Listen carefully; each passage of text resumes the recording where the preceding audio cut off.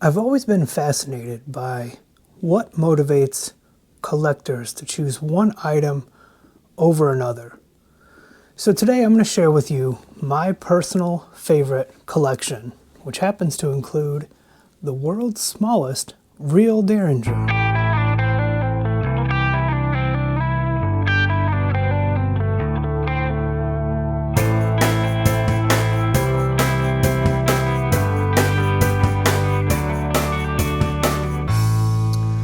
So this is a video I've been wanting to do for quite some time now, and I think I finally have enough representation of the different models that I can show something that will be of interest to some people.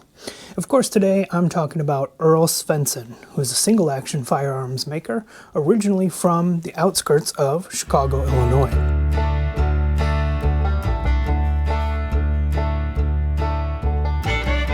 When I first moved to Chicago, I started working in Norridge, which is on the northwest side, just across the street from one of the original shops where Erl Svendsen was working. And one day, while browsing one of the trader apps, I stumbled across this beautiful single-action 22 Pony Express. And I thought, if the price is right, this would make a great, just fun plinker. Why don't I give it a shot?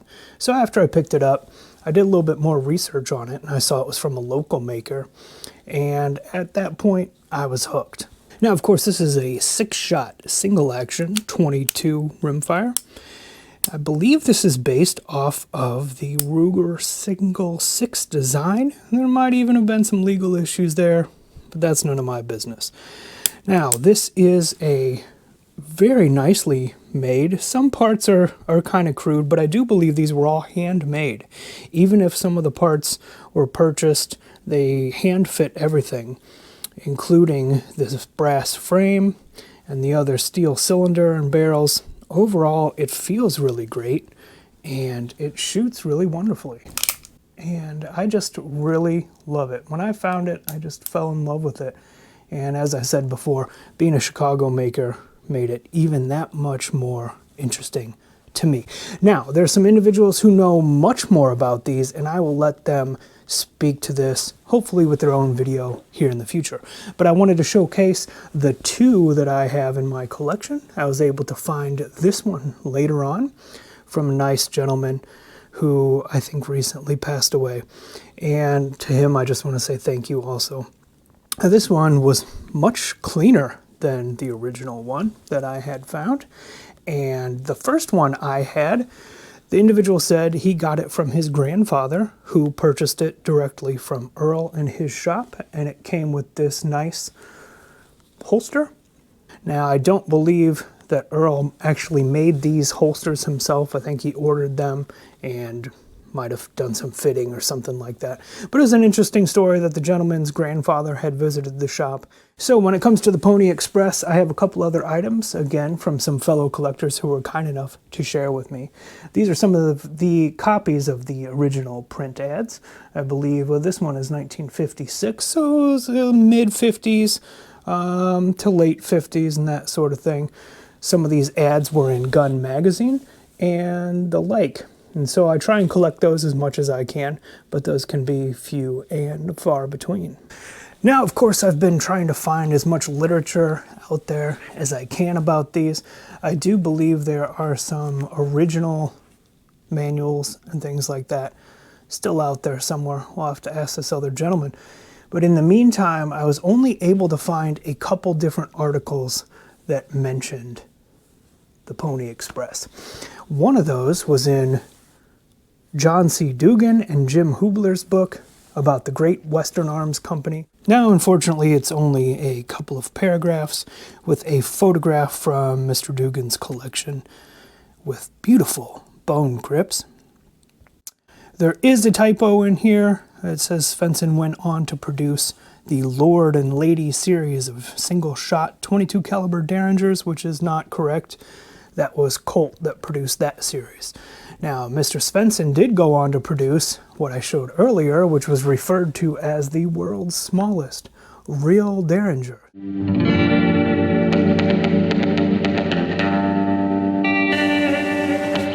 As as I said before, this was billed as the world's smallest real derringer. Whether that's true or not, I'll let you decide. Now, however, these are really interesting in the fact that they can, a lot of the earlier ones were labeled to shoot the BB and CB caps, which essentially is a .22 short without powder, just a primer. So that's kind of cool. You could always shoot those inside as a modern parlor gun. Now, each one came in its own box, and the boxes varied throughout the years. I've been able to collect a few of those. Of course, this is the most notable one here, with the picture of it on the front. And this is from the earlier location on Harlem Avenue, the one that I happen to work across the street from. And it's got some literature inside, and all of them were wrapped in this waxy covered paper, just like some of the Smith & Wessons today. Now, I was able to find a couple of these original manuals, instructions for use for the little ace, which was pretty cool because on the back they also have a parts list, which is helpful if you're trying to repair one of these. Here's a good example of the little ace. It's in .22 short, single action, half cock, pop it open, you drop your cartridge in, pull it back, single action to fire. Now, what I think is always fun to collect are the different versions and customizations that people have made to these over the years. Now, this one I had to pick up and thought was really cool because someone took the time to solder or possibly epoxy a top rib with a front sight on here. I thought that was cool. So someone probably had this in their pocket or tackle box or something like that. That's something unique that I hadn't seen before. And speaking of, this is just another little ace as well. But someone had custom made this little holster, scabbard for it. It's not going to be a quick draw or anything, but you know, it's interesting nonetheless. So all of these items in relation to the little ace I love collecting also. As you can see here, this is an original print ad from back in the early 60s, I believe. And I try and collect all the boxes as well. Most of them are numbered to the gun itself, and there are different badges on the sides you can see here, but they're all stamped Little Ace Derringer, and they come in various types of boxes. This one is sort of an alligator style print. Most of them are just plain cardboard though, but I find them really interesting and probably the best known of all Erl Svendsen items. Now again, I try to collect any article or original print ad that I can find, or any reference material in general. And in the 1962 edition of Guns Magazine, the April edition, there was a short article, you can see here, about the little ace. Again, it's only 2 paragraphs and there's not much in there, but there are some original advertisements for his shop in this magazine, which is pretty cool also.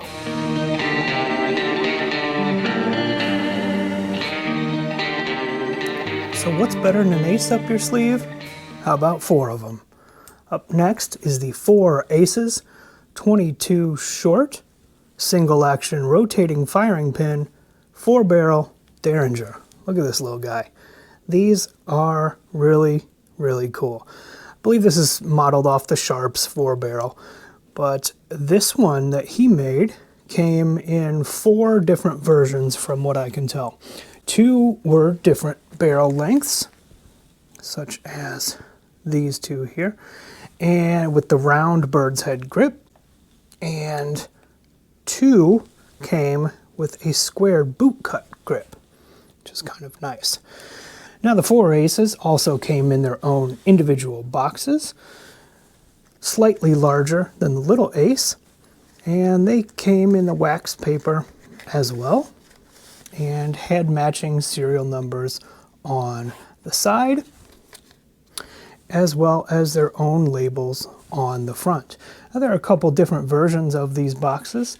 I have 3 of them here. We have the yellow, an orange, and 2 of the reds. Now, I also try and collect the print ads or anything else I can find about these. I was able to pick up, again, a couple of these instruction manuals with the parts list on the back. If anyone needs those parts list, I'd be happy to send you a copy so that you can repair one yourself. And again, I have an original print ad here. This is also the world's smallest 4-barrel derringer.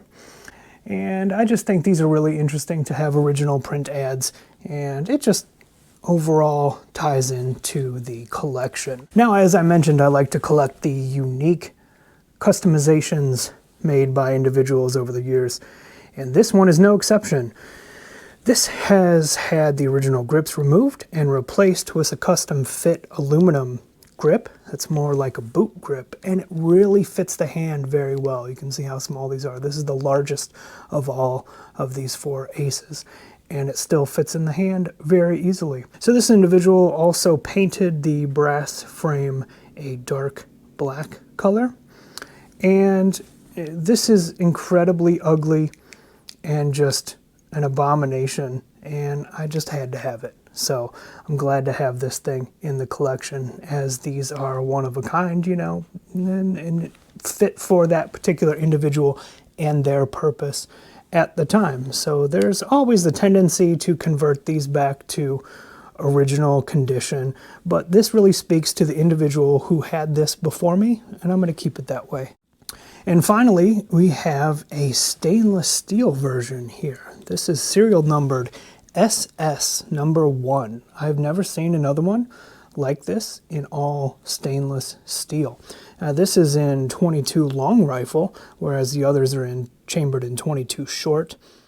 And I just think this is really cool. This is, of course, the longer barreled version, and there's really not any other markings or anything different about it other than it's all stainless steel. I think that is very cool.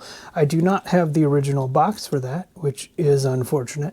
However, it did come with this custom holster, which is pretty cool. Look at that right there. Still fits in the palm of your hand.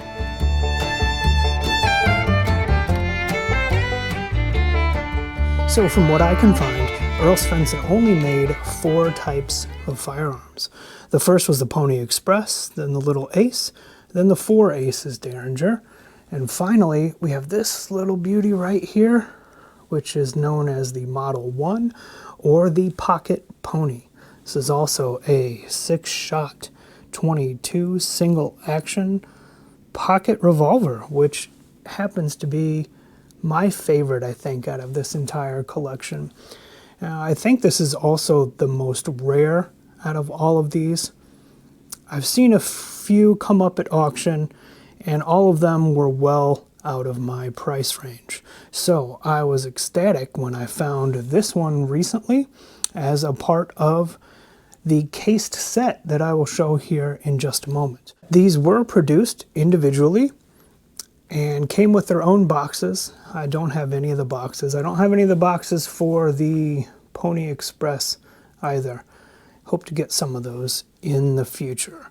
But this is a really interesting gun, and you can see very small also and here in comparison to the Little Ace. So this is really cool, and I'm really glad to have this in the collection.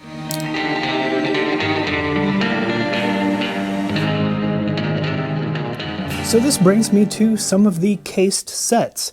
Now, there were a couple different options available. I'm assuming you could probably custom order whatever you want. But from the ones I've seen, the cased sets are the most popular. The case set including the Pocket Pony, as well as a Little Ace, and a 4 Aces.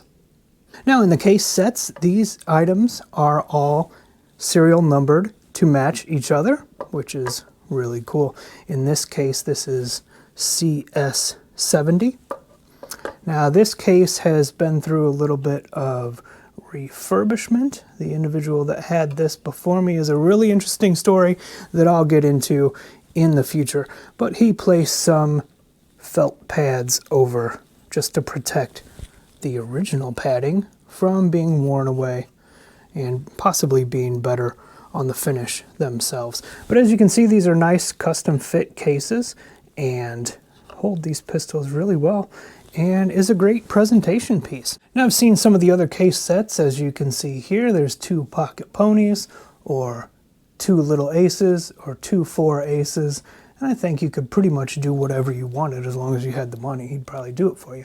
But those are kind of neat. And speaking of original advertisements and things, here's one from the 1970s, as you can tell, very 70s print ad there.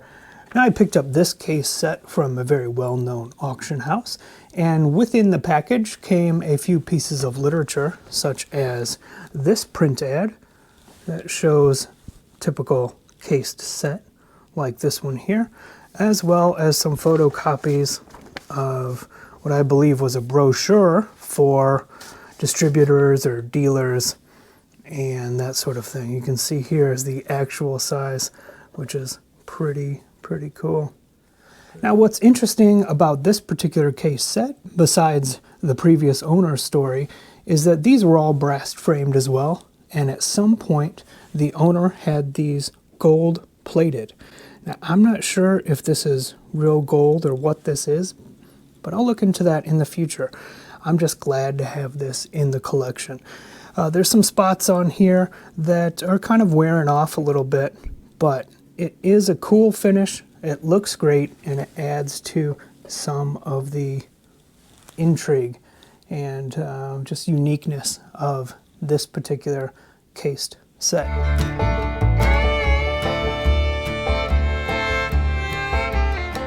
So besides the firearms, he was known for having a couple other accessories and different items, such as knives like these, which essentially is just a Japanese steel blade that he had his name etched onto.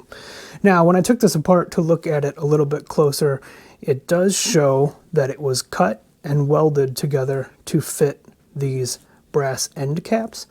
And what I believe he did was he took the existing stock piece and just cut it and sort of customized this grip, added the brass pieces and the black plastic that match the frames of the derringers themselves, and put his name on it. Now this is not a full tang knife. You can see it was clearly welded. And I've seen a couple other of these versions out there, but they're few and far between. I was able to pick this one up, and I'm happy to have one example in the collection. Now there's a couple other things. He may or may not have done some tooling work on some of these holsters, such as the one that came with my very first Pony Express, and this one that fits the 4 aces. I can't confirm any of that, and if there's anyone out there who has more information about that, I would love to hear about it. Now, of course, I mentioned he was a maker in Illinois. He had a couple different locations there in Norridge and Itasca before eventually moving south to Brownsville, Texas. I believe some of that had to do with the Gun Control Act of 1968, as he moved shortly after that, and Chicago hasn't been known for its support of firearms culture. That being said, if anyone has any stories about visiting the shops or interactions with him, I sure would love to hear about it.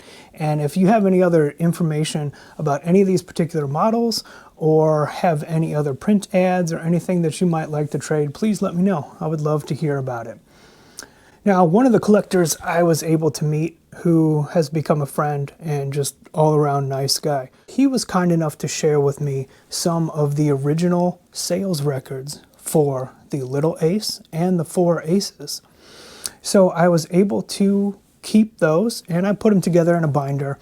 And the reason I'm mentioning it is, if anyone has some of the Little Aces or the 4 Aces that were the earlier models, either from Norridge or Itasca, if you have the serial number and I happen to have that record, I'd be more than happy to make a copy and send it your way. Now, I won't show those on camera as they do have some personal details, but it's interesting to see the records in terms of how things were done before the Gun Control Act, and what was legally required and what was sort of just, done on a whim. But there's interesting stories about people from that area and what their occupation was, and it's part of the history and part of one of the things that I find so interesting about collections like this. So again, if you have some of those earlier ones, I'd be glad to send you a copy if I have it. It's not 100% of those records, so it's kind of hit and miss, but it's always worth a try, and if it adds something to your collection, be more than happy to do it. Now, there are quite a few records out there still available for the items produced in Brownsville, Texas. I don't have any of those other than the one that came with the very first 4 aces that I was able to purchase, and so thank you to the original owner for that. If anybody else knows where some of those records might be, I'd love to hear about it.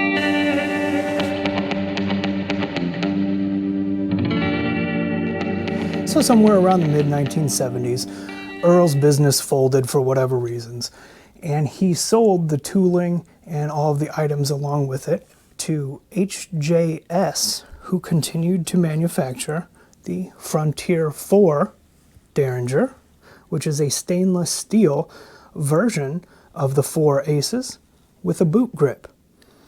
Now, these are slightly different in terms of design, as there was no real patent for the models that Erl had created.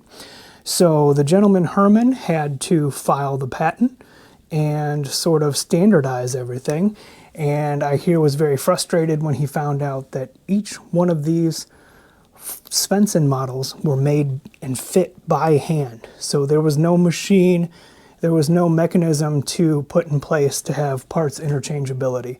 So HJS started out as HJS Industries, went for a couple of years, then went out of business, and eventually he restarted the business again, called HJS Arms Incorporated, making the same design, just rebranded a little bit. Now, he did have some success with those, most notably in the film Maverick. You can see a couple engraved derringers there. And besides the 4-barrel 22, he also made some single shots in .380, I believe. So in addition to the single shot versions of this and the engraved copies, you can find some of these with the brass frame, and those seem to be pretty rare. Now, I know a couple of you SAS guys out there collect these things also, whether that's the Svenssens or the HJS models. So I'd love to hear about your experiences or what models you have. If you have any different variations, I'd really love to hear about that. So again, if anyone has any information that I missed about these particular models or knows about any other types or variations, I would love to hear about it. And please make any corrections if I missed anything in terms of information. A lot of things have purely been word of mouth, so it's kind of tough.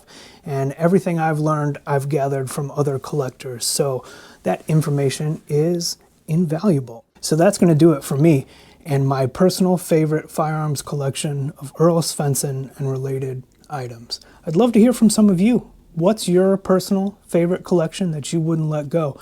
And why, initially, did that draw you in? And did you start to collect those specific items? That's always interesting. Anyway, I just want to say thanks for watching. I hope you found some of this interesting. Till next time, keep your fingers off the trigger. We'll see you later.